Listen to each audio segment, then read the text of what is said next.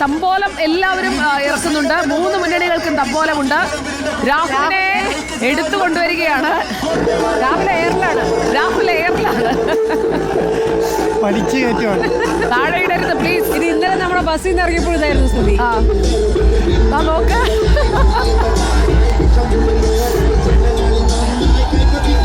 അങ്ങനെ രാഹുലിനെ എടുത്തുയർത്തി എത്തിച്ചു കഴിഞ്ഞിരിക്കുന്നു. വേറെ വാഹനത്തിലേക്ക് മാറ്റിയോ? ക്രെയിൻ ഉണ്ടോ എന്തോ. LDF ഒരു ക്രെയിൻ ഉണ്ട്. LDF ക്രെയിൻ നമ്മൾ ദൃശ്യങ്ങളിൽ കാണുന്നു. LDF ക്രെയിൻ, അതിലേക്ക് സ്ഥാനാർത്ഥി അല്പസമയത്തിനകം തന്നെ കയറും. സ്റ്റെതസ്കോപ്പ് മാറി പറക്കുന്നു. ചെങ്കൊടി സ്റ്റെതസ്കോപ്പ്. അതെ, നക്ഷത്രം.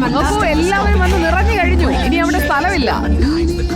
അനുവദിച്ചിരിക്കുന്ന സ്ഥലത്ത് പരമാവധി ആളുകളെ കൊണ്ടുവന്നുള്ള ശക്തി പ്രകടനമാണ് നമ്മൾ കാണുന്നത്. പാലക്കാട് അടുത്ത കാലത്തൊന്നും ഇത്രയധികം ജനനിബിഡായിട്ടുണ്ടാവില്ല. ഒരിക്കലുമില്ല. ഇങ്ങനെ ഒരു കൊട്ടിക്കലാശം പാലക്കാടിന്റെ ചരിത്രത്തിൽ തന്നെ ചിലപ്പോൾ ആദ്യമായിട്ടായിരിക്കും. എല്ലാ മുന്നണികളും ഒരേപോലെ വാശിയിലാണ്.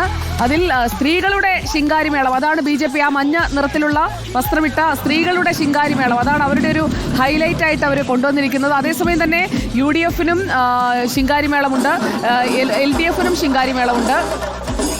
ശിങ്കാരിമേളത്തിൽ തന്നെ 3 പേര് മത്സരിക്കുന്നുണ്ട്. സ്ഥാനാർത്ഥി എല്ലാവരെയും അഭിവാദ്യം ചെയ്യുന്നു. UDF സ്ഥാനാർത്ഥി എത്തിക്കഴിഞ്ഞു. മറുഭാഗത്ത് LDF സ്ഥാനാർത്ഥിയുമുണ്ട്. LDF സ്ഥാനാർത്ഥി അല്പസമയത്തിനകം തന്നെ DJ അകമ്പടിയോടുകൂടി അതാ എത്തിക്കഴിഞ്ഞു. AK ബാലനാണ് ഇപ്പോൾ സംസാരിക്കുന്നത്. സ്ഥാനാർത്ഥി പ്രചാരണ വാഹനത്തിൽ തന്നെയാണെന്ന് തോന്നുന്നു അല്ലേ?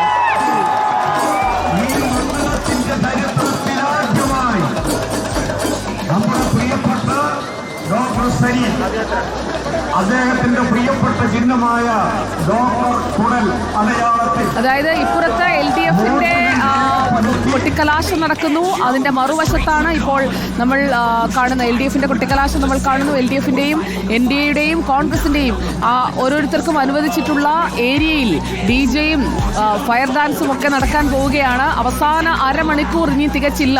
24 മിനിറ്റ് മാത്രമാണ് ബാക്കി. നമുക്ക് ദീപക് മലയമ്മയിലേക്കും ഇക്ബാൽ അറക്കലിലേക്കും ഒക്കെ ഒന്ന് പോകാം. ഇക്ബാൽ അറക്കൽ, അവിടെ എന്തായി കാര്യങ്ങൾ?